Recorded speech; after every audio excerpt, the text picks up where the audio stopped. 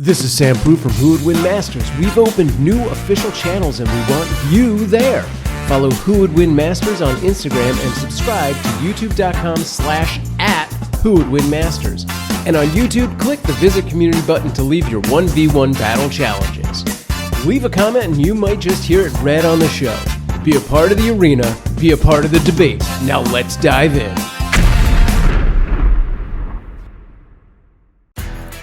If you're the purchasing manager at a manufacturing plant, you know having a trusted partner makes all the difference. That's why, hands down, you count on Grainger for auto reordering. With on-time restocks, your team will have the cut-resistant gloves they need at the start of their shift. And you can end your day knowing they've got safety well in hand. Call 1-800-GRAINGER, click Grainger.com, or just stop by. Grainger, for the ones who get it done. Wind whips across misty mountains. Deep within the ancient caverns, something stirs, and in a bolt takes to the skies, blocking out the sun. Its size massive, its wings a hurricane. Above the clouds, a different thunder answers, the metallic shriek of rotor blades cutting through the heavens. On board, an artillery of death. One rules the air with ancient fury and flame, the other with cold precision and supersonic steel. Fire breath meets fire power, scale meets stealth.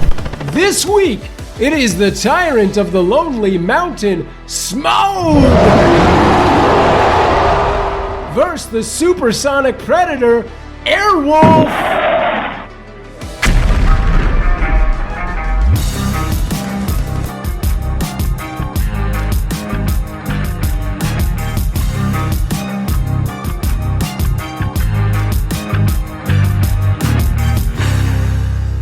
Tonight we take to the skies with a battle of fire versus fire power. Welcome back to another matchup from Who Would Win Masters. I am Sam Proof on all of the socials, and in this episode, we are going to blast off with a clash of mythic arrogance versus engineered precision. It is Smaug versus Airwolf.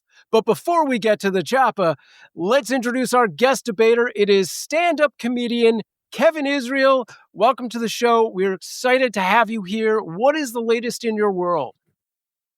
I'm excited to be here. Just getting up, making people chuckle. Check out I recently revamped my website, kevinisrael.com. You can go there for all my dates and socials and my album, The Struggle Is Real. You can get that there. So go check me out and then come out to a live show and let's have some fun. Nice. All right. Now, normally I would ask, why did you pick this character? But I guess I'm asking, why did you pick this air crew? This character, you mean? I picked Airwolf because it was a seminal show in my childhood. I loved Airwolf. I actually had a recurring dream as a kid that I was flying Airwolf. And awesome. It's just one of those shows that was just such a flash in that moment. It took a cool looking helicopter, said screw physics, screw logic, screw science, and we're just making something bad and flashy with a lot of guns, and that's all that matters. And every episode was kind of the same, and we didn't care. We just ate it up between Airwolf and A-Team and any other, the Fall Guy. They were all the same, but they were cool guys, cool looking cars, helicopter, whatever. The 80s was the best. And a decade of cool guys and cool vehicles, right? Yes. Yeah. Whether it's a spaceship, a Trans Am, or a motorcycle, whatever it was always a cool guy riding something. And I grew up wanting to be that guy. That's awesome. All right. My only reoccurring dream was the one about snakes, and I don't want to talk about it. That's what therapy's for. But it is time. Always snakes. I think that's what did it. It is time for the Tale of the Tape. This week's Tale of the Tape, I got that right here, is brought to you by the American Chewing Gum Association. Gum! Come on, people, start chewing it again. Please. Oh, God, please. The Zoomers aren't into it anymore, and we're dying. It's so sad. Gum! Why did I take out a second more? It just goes on like that. It's very depressing. Anyway, here is the Tale of the Tape. Smaug is a massive fire drake found in the world of Lord of the Rings. He was created by J.R.R. Tolkien and first appeared in the novel The Hobbit back in 1937, while Airwolf is a military attack helicopter that did a variety of Cold War-themed missions. Airwolf ran for 4 seasons from 1984 to 1987 and was created by television legend Donald P. Bellisario. Initially, the size advantage has got to go to Smaug, as he is hundreds of meters big, while attack helicopters of that era were more along the lines of 15 meters big. However, size does not equal firepower, as Smaug only had to contend with modern military. I don't think that line is written. I think it was he did not have to deal with modern military. However, size does not equal firepower, as Smaug has not had to contend with modern military might that Airwolf is known for. This is a battle that could go any way at all, and probably will, but before we get started, Kevin, it's time to introduce your opponent for the battle tonight. I am contractually obligated to say that not only is he the grand champion of Who Would Win? Is that a thing? Is that true? But also he looks dashing in a Hawaiian. Is that true? It's Ray Stakenas. Ray, what is going back. on, What's up? Samuel Proof? I do look good in my Mystery Science Theater 3000 Hawaiian shirt. And I am excited to finally get Kevin Israel on this show, because I have it in for Kevin Israel. And I'll tell you what, some of us have kids and immediately let ourselves go. Others have kids and immediately turn into the Incredible Hulk. And I am going to say right now, I'm angry, I am jealous, and someday I will ask Kevin Israel how he got to be so prominent in the world of bodybuilding, and he'll just tell me it was hard work and diet and exercise, and I will tune out. Yeah, I gotta say, my hoodie is doing double time tonight, so that's nice. It's good. All right, should we just get into it? I believe it is time for the rules in under a minute. Here are your rules for Who Would Win Masters in 1 minute. Number 1, there will be 3 timed rounds with counterpoints allowed. Number 2, characters will have no prior knowledge of their opponent and no outside interference will be allowed. Number 3, keep the characters in character. Outliers and crossovers will be given less weight. Number 4, battles can be won by death, knockout, battlefield removal, or incapacitation. And number 5, after the battle, I will give my unofficial opinion as to who wins and why. However, I am just one voice. It will be up to all of you on our social media and our Patreon to make your voices heard as to who won. All right, and with the rules out of the way, there will be 3 minutes on the clock, and Kevin, as our guest, you will be starting us off with the team of Airwolf. Get ready. 3 minutes on the clock, starting now. Do you hear that, Ray? Do you hear it? Can you feel it? That was one of the greatest theme songs 80s action TV ever produced, and it heralds your swift and violent demise. For across a wasteland lies a massive mountain, a volcano. Within its depths of this earthen fortress rests a fearsome power, so terrible only few knew its name. No, I'm not talking about Sauron, but I am talking about soaring.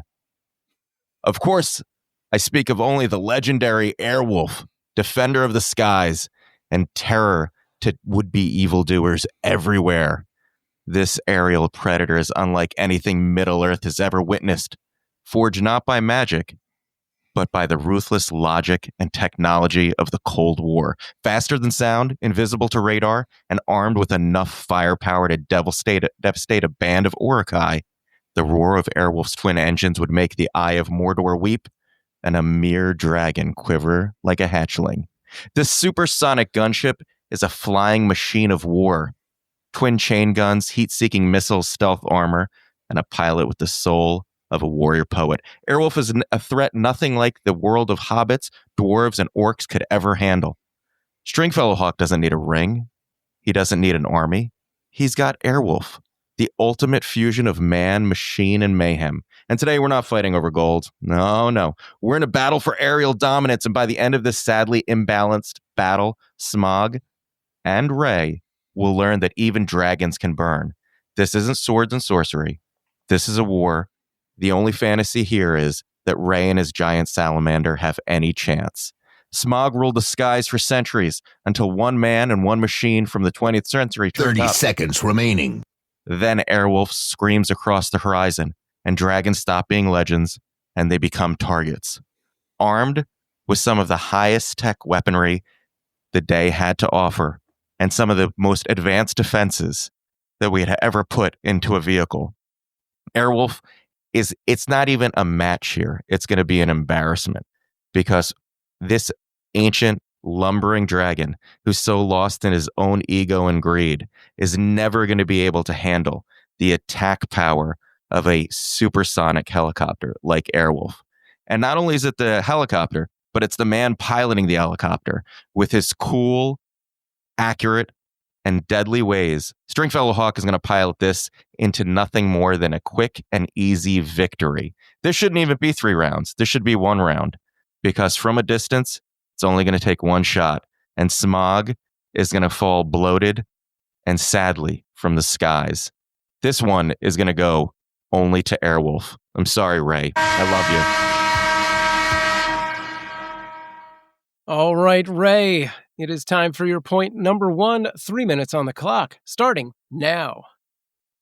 Boy, I felt like I was watching a documentary film, like about like a deer in the wild being chased by a crocodile. But that's not what this battle is at all. I am a big fan of Airwolf. I am a big fan of crazy, militarized 80s action shows, the A-Teams of the world, the Airwolves. When I was a kid, I used to eat that stuff up. But today, we are not here to celebrate. Well, we are here to celebrate Airwolf just a little bit. But what we are here to do is defeat Airwolf, because Airwolf is a machine, not a breathing, living creature, which means that under duress, a machine is just like armor, and it will crumple under the fire of Smaug. Smaug is powerful in a world of very powerful creatures and wizards and all of the above. Smaug is the strongest dragon in his entire world, and that is saying something about the world of Middle-earth, even when he does, in fact, die in the story. And let's face it, both Airwolf and Smaug have their defeats at one point or another in the timelines that they exist in. When he even goes down, he doesn't go down like a chump. He falls onto an entire town and thrashes around like me when McDonald's is out of chicken McNuggets. And he took out that entire town just like I did that one time McDonald's was out of chicken McNuggets. Don't call 911 like an amateur. Take out the town. That's what I'm saying. Look, Smaug is just got too much power behind him. Just laughing, just having a good time was enough to knock over Bilbo Baggins. Oftentimes I laugh and people run away, but that's different. They don't mean to, or maybe they do. Anyway, he used a flick of his tail and he was able to destroy an entire house. He just accidentally wagged the dog and took out a house. He has fire breath. Now, I appreciate the modern military weapons, and I'm sure Kevin Israel is going to give us a lot of very specific examples of the firepower scene in Airwolf, because if he doesn't, he should lose this battle.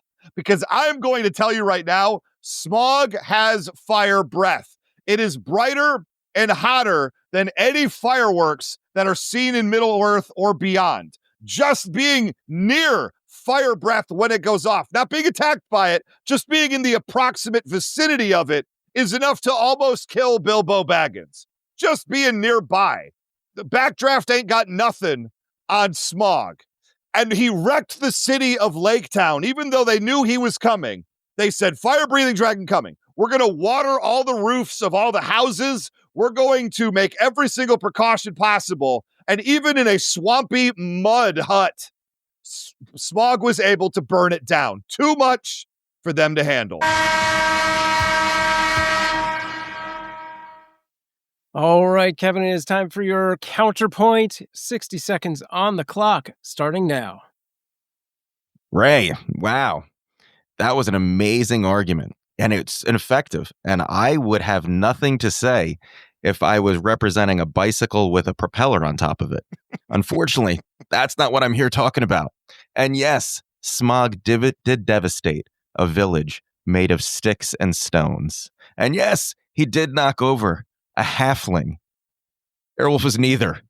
You're outclassed and out of your league once again, because this isn't a battle of middle-age weaponry and defenses.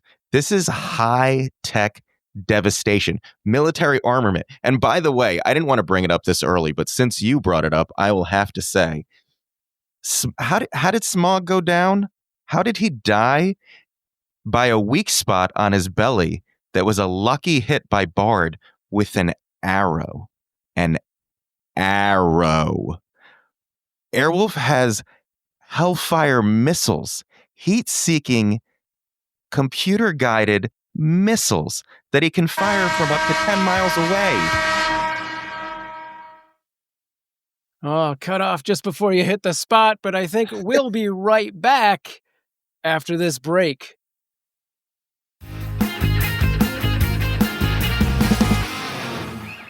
Have you ever searched yourself online? The results can be surprising, sometimes unsettling, let me tell you. Your phone number, home address, and even details about your family are out there, whether you agreed to it or not. That's because data brokers are collecting and selling your information to marketing scammers, basically anyone who's willing to pay. It's the reason these robocallers know your name and why ads seem to track you across every screen. It is a digital nightmare. Well, Aura could be your solution.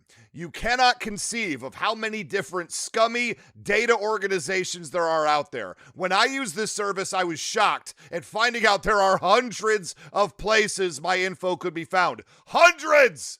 And Aura can shut a lot of that down. And if your identity's ever stolen, you're backed up by $5 million in insurance and 24/7 US-based fraud support to help you recover quickly. Look, other services charge about the same, but they only cover 1-2 areas maybe. With Aura, you get it all. Data broker removal, credit and identity monitoring, device protection, fraud support. It's all in one simple app. Aura removes what's already exposed, protects what's not, and puts you back in control. Right now, you can try Aura free for 14 days when you visit aura.com/remove. That's enough time for Aura to start removing your personal information from these data broker sites. Sign up today at aura.com/remove and get the peace of mind that your privacy, identity, and finances are safeguarded. That's aura.com/remove. Certain terms apply. See the site for details.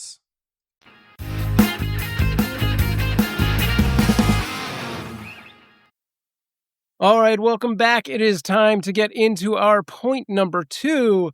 3 minutes on the clock for the team of Airwolf. Kevin, your time starts now. All right, let's talk about 2 points. Speed and maneuverability. Well, actually 4 points. Speed and maneuverability and intelligence and defense. First of all, Airwolf is a supersonic helicopter. It can hit speeds up to 2 Mach 2. That's twice the speed of sound. That's not even, Smaug can't even get close to that. And it is a hyper maneuverable aircraft combatant. Smaug wouldn't even be able to complete a turn before Airwolf did loop-de-loops around it. It couldn't keep up with its top speed, and it couldn't keep up with his maneuverability. In a dogfight, I don't care how big this thing is, Airwolf blows it out of the water or the air, literally. And by the way, it's Smaug size, because I'm sure Ray is going to think that girth means something here, but it does not, because it just makes it a bigger target. Airwolf is a speed demon that can reach a ceiling of up to 100,000 miles above nearly out of the atmosphere. And what happens when you get that high, Ray? I'll tell you what, since I don't think you completed Earth science, the oxygen gets very low.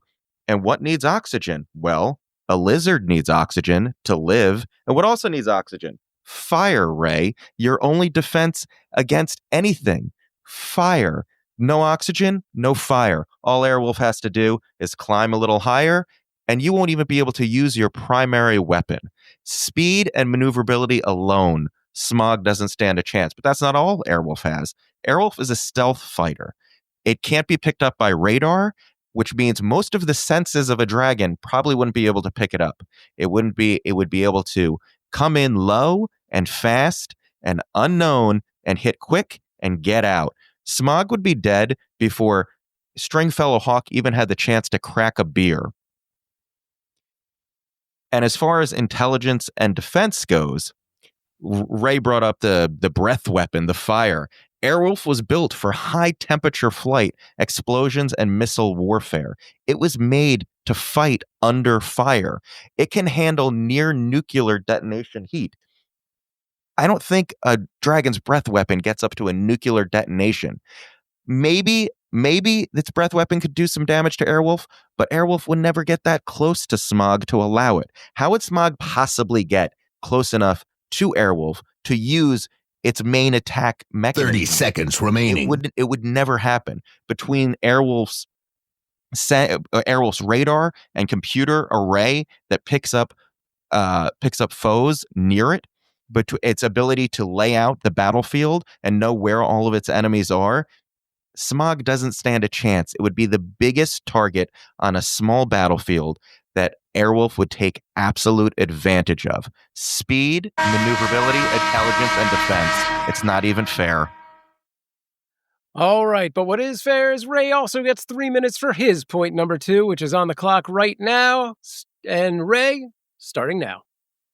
So what I hear you saying, Kevin, and first off, you're doing a phenomenal job with Airwolf so far today. I might have come in a little bit overconfident, but I wanted you to feel overconfident after my point number 1. And I feel that you've fallen into my trap now because you're talking about Airwolf flying up 100,000, meters? I don't know how math works. Up into the air. To me, that sounds like running away. To me, that sounds a lot like something we call battlefield removal. And if Airwolf wants to leave the field of battle and lose this fight to Smaug because it's scared, I wouldn't blame them at all. Look, Ernest Borgnine has the heart of a champion, but even he would be cowed to heel by the sight of Smaug bearing down on him. Now, the thing to mention with this is that Smaug is so much bigger than Airwolf.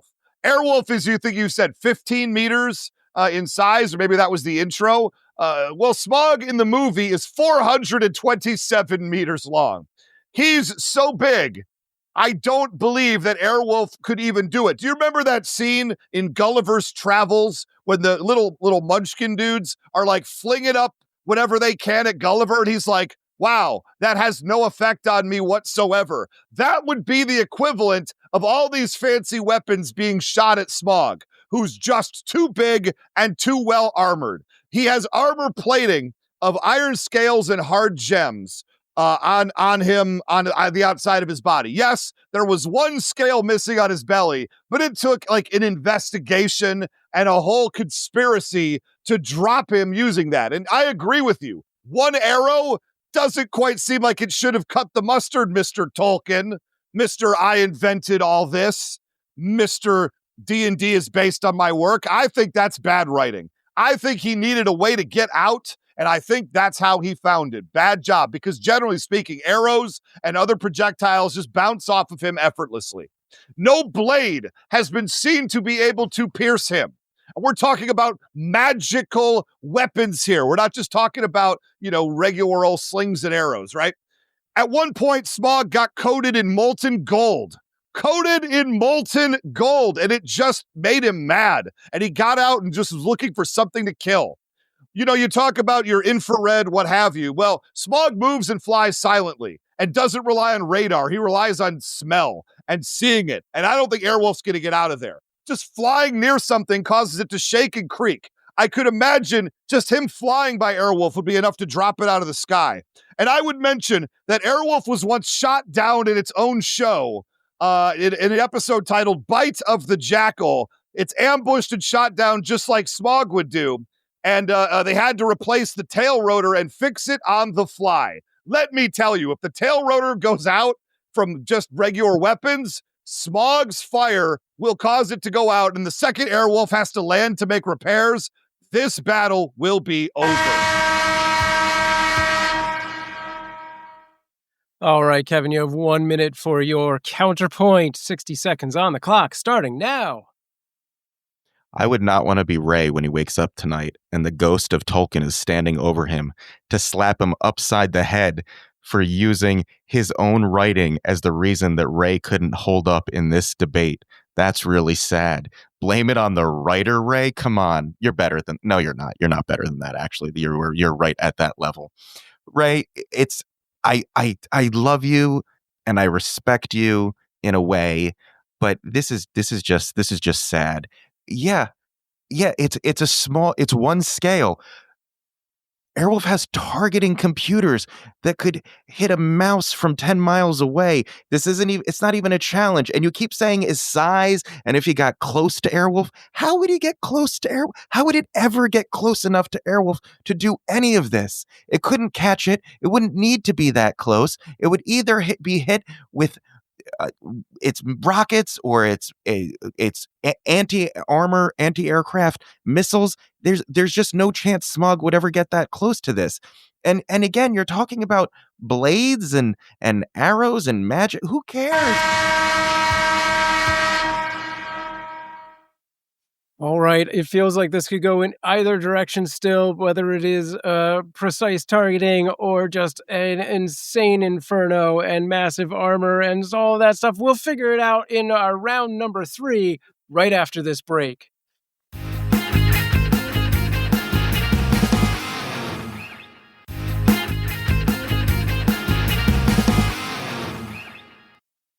All right, welcome back. It is time for our third and final round. Kevin, point number 3 coming up here. You have 3 minutes on the clock to really nail this in.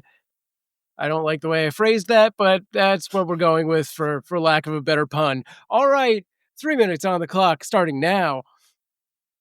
Now, kind listener, you might be saying to yourself, but Kevin, you've only talked about defense and speed and maneuverability. Isn't Airwolf more than that? Is it just a fast, easy-moving, good-looking helicopter? Well, yeah, it is all of those things. But I saved the best for last because I knew I didn't even need to get to my point 3. I think if we stopped right now, I would win this one. But I'm going to put the nail in the coffin for Ray, or the arrow in the dragon's belly, as the case may be. Because let's get into Airwolf's offensive armaments. It has 4 50 caliber chain guns. It has 2 40 millimeter, or 40 or 30 millimeter. There's some debate online about which they were. Cannon pods that can shoot uranium depleted, explosive, armor piercing armament. That alone would throw Smaug out of the sky. Between the machine guns and the cannon pods, Smaug doesn't stand a chance. Not a chance. But beyond that, it had a belly-mounted rocket pod that could shoot up to 20 different kinds of missile. Most importantly, heat-seeking radar-guided missiles used against jets and fortified structures. Airwolf took out an armored train, an armored base, and it battled other aircraft, including supersonic jets. Jets that... Smaug isn't even in that league of these type of military hardware. And Airwolf took them all out. All it needed was for Stringfellow Hawk to put down that visor, for the theme song to kick in, the machine guns to pop out. And that was it. That's all it would be for Smaug. Smaug would just be another victim that falls prey to the final 5 minutes of Airwolf. Because if you ever watched Airwolf, you know everything got good in the last 5 minutes. And that's all this would be. This would be a 5-minute battle, and Airwolf would go back to its lair and hang out until its next mission. There also had sunburst missiles, which are defensive missiles that could be used to distract Smaug if it happened to get close enough, which we know probably isn't going to happen. Sidewinder missiles, Hellfire missiles, so much military hardware. It just would overwhelm. 30 seconds remaining. Absolutely overwhelm Smaug just beyond belief. Look, in the end, Bard needed one arrow, a bow and arrow, and got a lucky shot. Airwolf has 20 heat-seeking missiles and an automatic targeting system that's computer designed and piloted by one of the most accurate pilots ever. This isn't story time, Ray. This is slaughter time. Airwolf has defeated jets. Airwolf has defeated military hardware across the board, and Smaug is none of those. Smaug is a mythical salamander. All right, Ray, 3 minutes on the clock for your point number 3, starting now. Well, I give Kevin a lot of credit once again, as far as stretching the truth goes. The key is that Airwolf can get a speed of up to Mach 2 with its turbo thrusters. It has 2 of those, and there is a limited amount of thrusting these turbos can do, which means that if he gets in close, yes, it can shoot away, but that just resets the battle again. That's the whole deal, because typically speaking, Smaug runs at subsonic speeds, right? Just below Mach 1. Generally speaking, the high point of Airwolf without those thrusters is just Mach 1, which means it's a little bit faster than him, but not to the level that Smaug would never be able to catch up to it with tactics and maneuverability. Let's remember, Smaug is swimming through the air, and Airwolf is sort of limited in where it can go. It is very maneuverable for an aircraft, but at the end of the day, it still has something with the laws of physics it has to worry about. And fighting jets in the air. Jets are not dragons. Jets do not have the maneuverability of dragons. Jets do not have what dragons do, okay? So here's the deal that you also forget. All these great missiles are heat-seeking. What does Smaug have in abundance? Fire. All Smaug has to do is breathe fire and then move, and then the missiles will be attracted to the fire in the air and explode away from him. Another advantage that Smaug has is that Airwolf only has so many bullets and so many missiles. If it uses all of them, it cannot shoot anymore. So all Smaug has to do is outlast, burn the missiles out of the air with the nuclear fire, and make the heat-seeking missiles not go after it. Get out of the way, because Smaug cannot run out of firepower. So if this fight lingers, which it will, because Smaug is very crafty and maneuverable, uses cover, knows, how to use his fire, so you just burn the missiles before they can even reach him, for gosh sakes. Airwolf will run out of ammunition. And as soon as that happens, they have to hit the ground to reload and restock. And as soon as they do that, Smaug will pick them off. Smaug took out an entire dwarf fortress, an entire army. So we're even as far as taking out armies goes. He took out the areas of Lonely Mountain and Dale. And when Bilbo Baggins wore the ring, the one that means nobody can find him, he goes invisible, Smaug could still smell him, and Smaug could still hear him. So all of your fancy, you can't see us with your radar, doesn't matter. He will smell you from miles away. He's also smarter, Smaug is, than anybody on that airship. And he's clever. I would argue that Dev is dumb and easily manipulated. And he has dragon talk. This is the big thing for me. He can manipulate the dwarves into mistrusting each other, but the crew of Airwolf has to work together. All he has to do is be real loud and tell them things and make them not believe in themselves and talk down to them, and they will start not acting like a team, mistrusting each other. And as soon as one cog in that crew's wheel goes away, the entire operation is blown. Did you hear how Ray's voice was cracking there a little bit? If you've listened to enough of these episodes, you'll know that means Ray knows he's losing and he's desperate. And the sound of a desperate man just breaks my heart. But you know what was also heart is going to get broken? Smaug's with a missile to his chest. Let's play this battle out. Let's just stop with this dancing around and play this battle out. Airwolf enters the scene, flies up to 20,000 feet, waiting for his opponent. Smaug enters from a couple miles away, maybe. Airwolf sensors pick it up, sees it on its computer map of the battlefield, which, by the way, Ray said earlier he leaves the battlefield. Ray, they're flying. The whole air is the battlefield. There is no limit to the battlefield. Anyhow, clearly not a military expert is Ray Stakenas. Anywho, Airwolf picks up Smaug, a giant bloated blimp of a lizard, on its sensors, targets, shoots a missile, hits with deadly precision. Because, yeah, what is a dragon? fire. It's got fire in its belly. It's a giant heat signature, perfect for a heat-seeking missile, which Airwolf has plenty. And Ray said that that Airwolf's going to run out of ammunition. It doesn't need to run out of its thousands of bullets and dozens of missiles. All it needs is one good shot, much like Bard, but it's got a much better bow and arrow. All right, and as Ray did not have counterpoints throughout the show, the final thought will be his. Ray, whenever you're ready.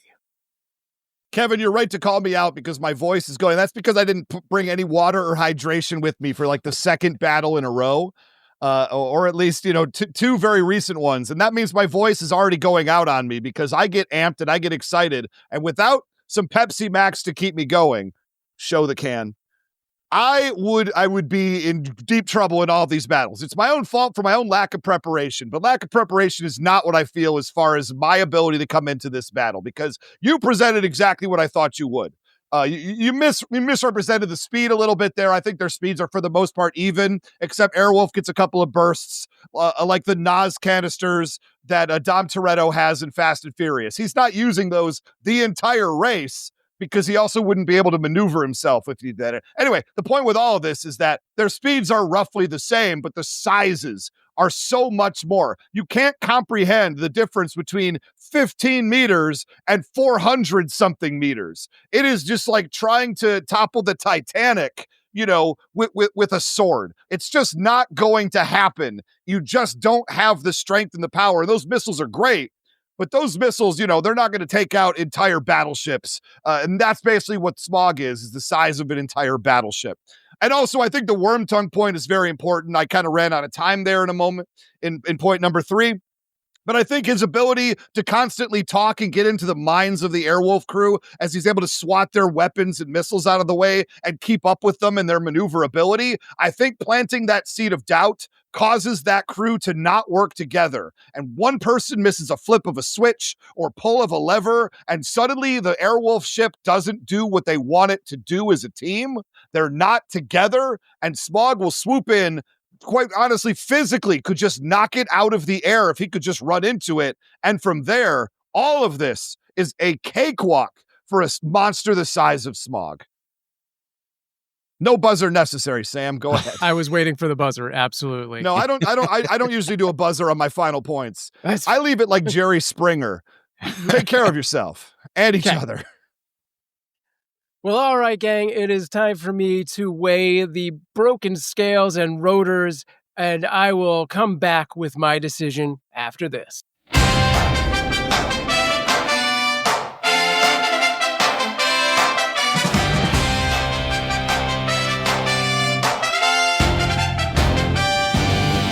Sam has weighed all the points made.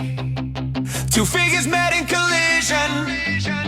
Now let's find out who would win. It's time to hear Sam's decision.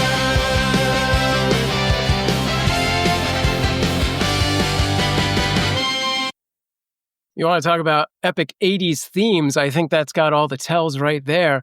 Listen, guys, this was great. This episode, it started off with a lot of style posturing from Team Airwolf, I will say, but Kevin did bring the heat in points 2 and 3, citing Airwolf's heat-seeking missiles and maneuverability and a whole lot of other stuff. Ray answered with heat for seeking in a dragon's breath. Smaug's immense size does, in fact, make this an uncomprehendable battle. But also what's uncomprehendable is the claim that Airwolf can't be picked up by radar to a dragon that can hear and smell an invisible hobbit. Look, both debaters missed some points that I would have liked to have heard more on. I'm not calling anyone a moron.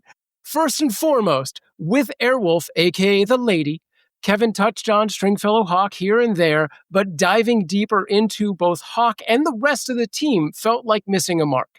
Much like Ray not talking up the black arrow that actually shot down Smaug, which was not a simple arrow, but possibly akin to the dwarven version of a missile. So the real question for me is, does Smaug outlast a barrage of armor-piercing bullets and missiles before Airwolf has to land and reload? Or does Airwolf, with their armor-piercing bullets, pierce Smaug's armor, or will they just get lucky and hit that spot? So for me, I have to say, luck be a lady tonight. I do believe that the armor-piercing bullets do the job, whether or not they hit that missing scale. But this is not up to me. It is up to all of you, the listeners, to vote on. Go to our Patreon and make your voices heard, and let me know if you're on Team Smaug or Team Airwolf. Real quick, Sam. Yeah, make sure you say the words, because you didn't say it. Therefore, I didn't. Airwolf is the winner. If you don't say that, people are going to get confused. They're dumb. Fair enough. Therefore, Airwolf is the winner. But again, folks, this is not up to me. It is up to you. Head over to our Patreon at patreon.com/whowouldwinshow and make your voices heard. Guys, this was insane and really hard. And yeah, I flipped back and forth several times on this decision. So, Kevin, great job. Thank you. Thank you. Yeah. Yeah. Do you have any final words there? Listen, like I said, I love and respect Ray, but the only thing dragging here was his ability to beat me and Airwolf. So I wear this crown proudly, but not unexpectedly. All right. Do you want to tell people where they can find you? Yeah, check me out at kevinisrael.com. You can find all my social handles there, or just search Kevin Israel on whatever social platform of choice. There's not too many of us, so you'll probably figure out which one I am. And if you want to check out my comedy, you can buy my comedy album, The Struggle is Real, on iTunes and everywhere else you get your music. All right. Thank you so much. All right, Ray, this did not go your way today, at least. Says you. In my eyes. We'll see what the people say next week on the wrap-up episode. Would you like to rant and rave at this time?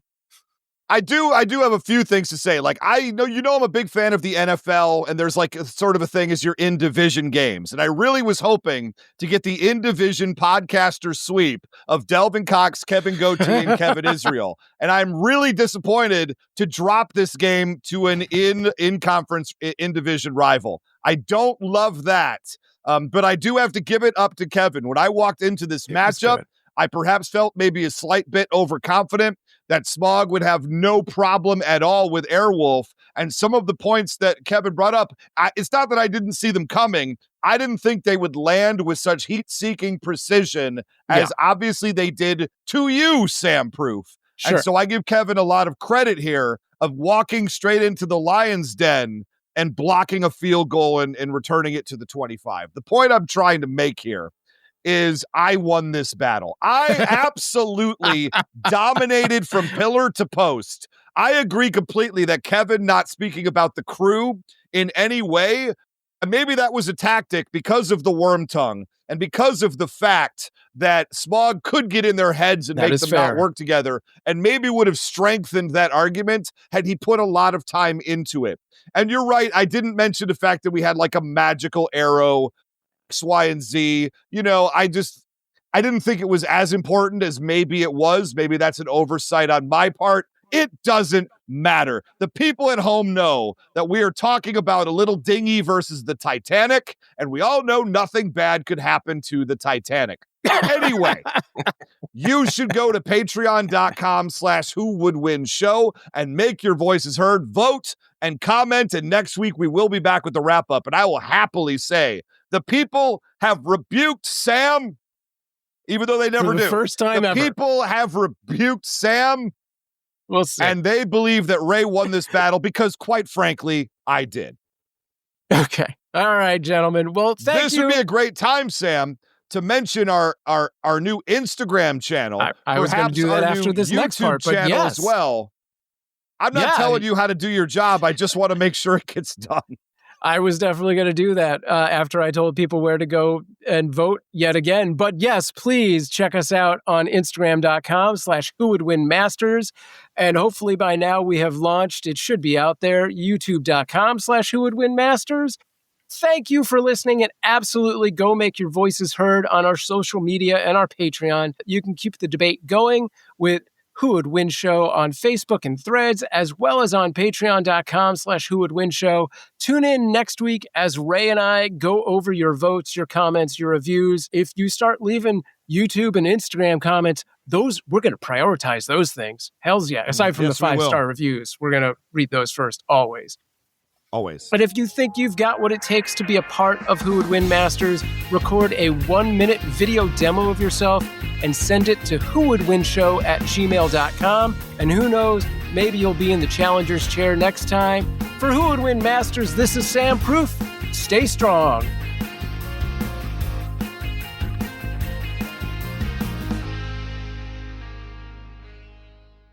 If you're a podcast host, listen up, this one's for you. My name is Allie Jackson. I'm the host of Finding Mr. Height, a dating and relationship podcast that I've been doing for 4 years now, sharing my positive and practical approach to dating that's built on my own life experience. And I wanted to share another experience that I've had, my secret behind monetizing my show. It's called Red Circle, and I was just telling my colleague about how much I love their platform. With Red Circle, not only am I getting a seamless hosting experience, but I also love the support I receive in ad sales. It's not just typical ad sales either. It's targeted opportunities based on my show and my life. And the platform is super simple. You just set your preferences and Red Circle matches you with sponsors that align with your show. You can vet every opportunity and their platform gives you great analytics. More recently too, my Red Circle team has brought me opportunities outside of my podcast on social media to really augment the podcast partnerships, bring them full circle. I just can't recommend them enough. If you want to give it a try, go to redcircle.com to get your free trial. That's redcircle.com for a free trial.